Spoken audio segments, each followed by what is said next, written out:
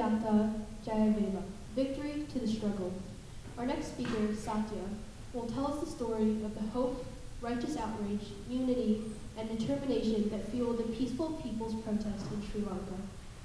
This is a story that will illustrate the strong spirit of people in the face of adversity, turning passion into action.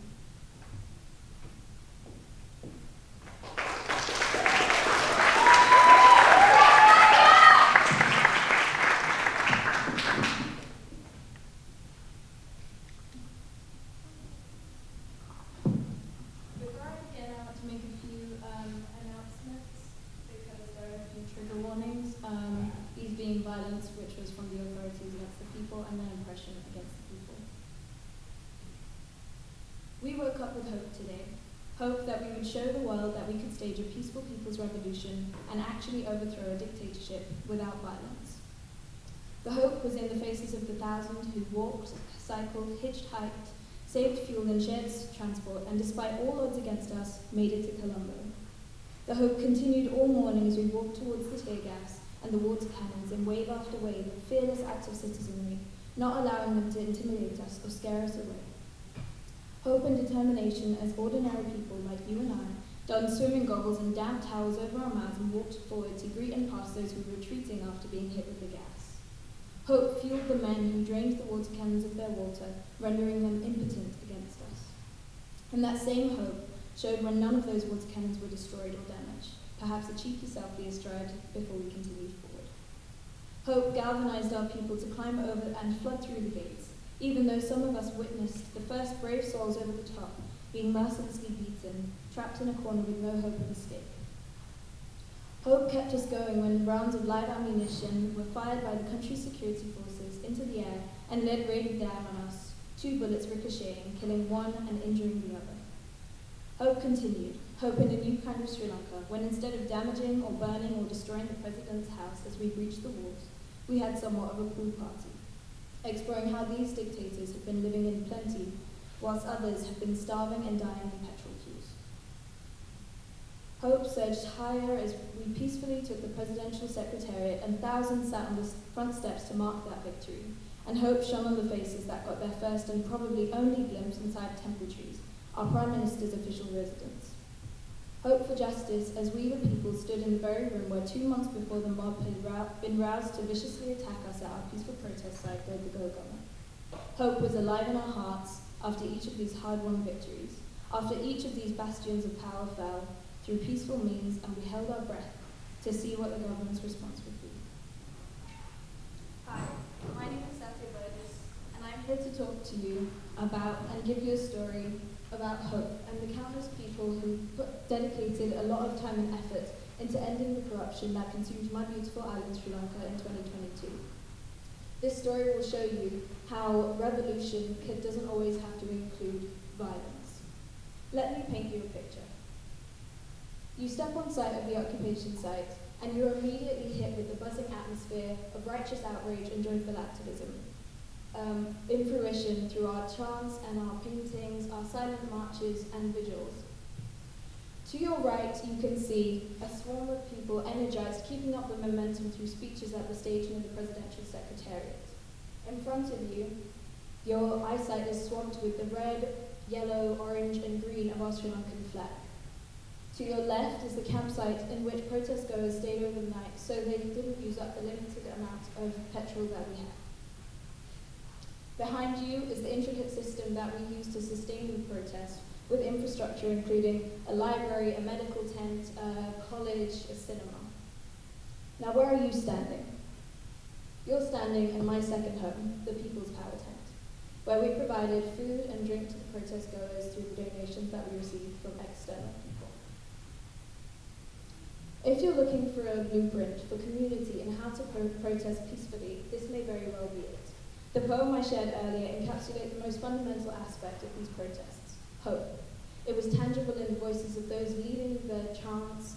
It wafted in the air with the national flags and the banners calling for systems change. And it was abundantly evident in the way in which the people on site worked well together despite the deeply entrenched historical divisions in class, ethnicity, religion, race, gender identities, and stigmatized sexual orientation. So, like I said, the most fundamental aspect was hope. It was either in the forefront of our minds, or it was playing its role in the foundations of the protests. Hope is what gave us the motivation to stand up against our oppressive government. Let's go back a couple months. 13-hour power cuts, up to 13-hour power cuts in the scorching heat of Sri Lanka, petrol queues as far as the eye could see, and the prices of already limited food supplies in supermarkets skyrocketing. This is just one example. This cheese used to be around 1,000 rupees, and now, as you can see here, 11,000 rupees it's gone up by. Was this frustrating? Absolutely. This was all happening whilst the government was feasting in their air-conditioned mansions with our aid money lining their pockets, whilst I was studying in torchlight, not going to school with numerous sleepless nights because the power wasn't working and the fans wouldn't work. But my family recognized that we were amongst the luckiest in the country. This was the first time we had ever broken curfew and the first act of resistance against the government. We came out with our pots, pans and banners and made sure that we were directing the anger and frustration in a way that upheld the values of the movement. Hope helped us bounce back after the water cannons, the tear gas, the beating up of journalists, and the violent mob that attacked and burnt down our village on the 9th of May. We kept going and kept going and kept going because we knew that this was what was needed to happen.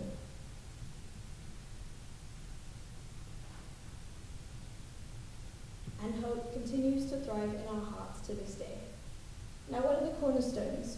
Organization, unity, and courage.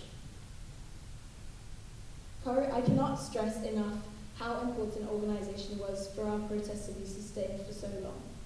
First, I'm going to give the example of the food systems we had in place. Initially, it was by the donations that we received from external people, as I mentioned already, who were in the position to donate and help support the movement. But towards the end of the protests, this started to dwindle. This is just one example of the system that we had to put in place because we had to adapt. That rice packet says Aragalaya Jayaveda, which means victory to the struggle. And it was just one example. Then another one was when we made, and essentially the main thing we did was make sure all the people on site were able to have food. And we did this by giving them tokens, figuring out the number of people we needed. We transmitted this number to the kitchens that were on site, and they made a variety of different local and sustainably sourced food to provide to the people. Another example of organization would be through the lawyers' help. So we had a variety of different lawyers on site at all times, providing help to the people, teaching us our rights, and representing us pro bono, anyone who was arrested from the Aragalaya.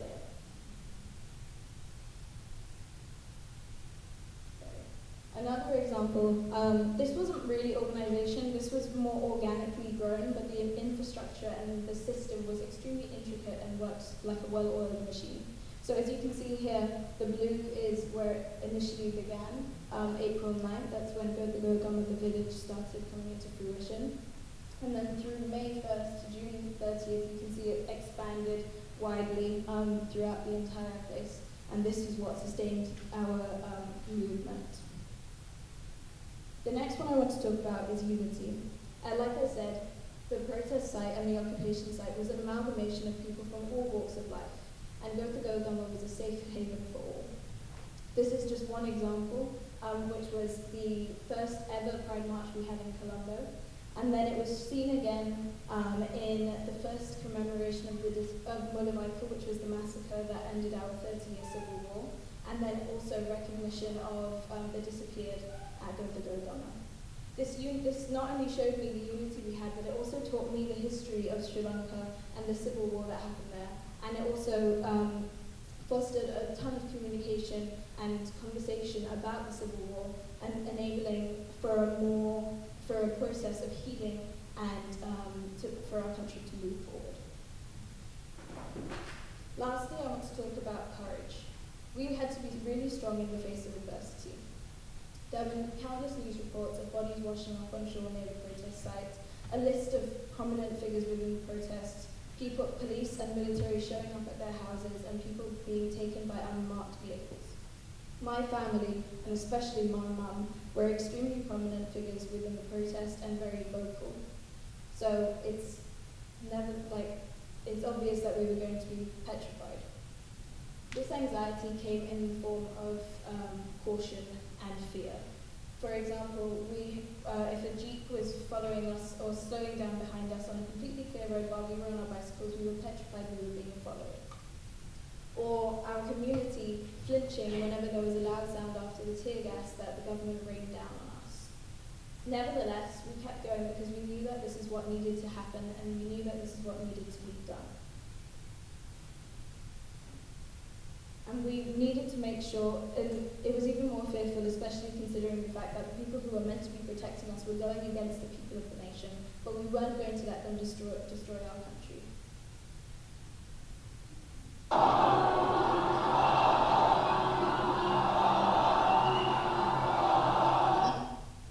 That was July 9th. That was the day that we ousted the first president during the protest, Gotabaya Rajapaksa.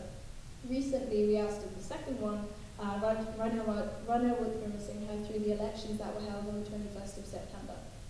The protests led to a variety of different things. People's councils have been popping up around the island to support people despite what the state could provide us. Anti-corruption was on the manifesto of pretty much every candidate on the elections that happened 21st of September. And we were also part of a Global South movement making international headlines for mass protests against economic instability as a result of corruption and political mismanagement.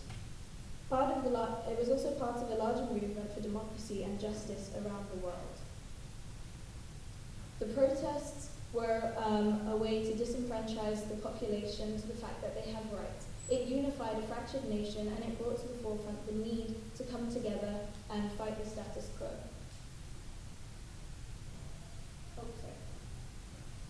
What I took from the protest was that you have to go into it with love, passion, and hope. You have to be open to stress and backlash. You have to be strong and determined because I promise you it will be hard. You have to not let apathy take control because things will get in your way. My most fond memory was at the very beginning, before Go the Go Gama was even in fruition, which was the original protest at Bihar Mahadevi Park in Independence Square. This was the catalyst for the big movement arising. It's the spark that lit the fire, and it is what taught me that when you can truly make change when you all come together. Aragale to Jayadeva, victory to the struggle.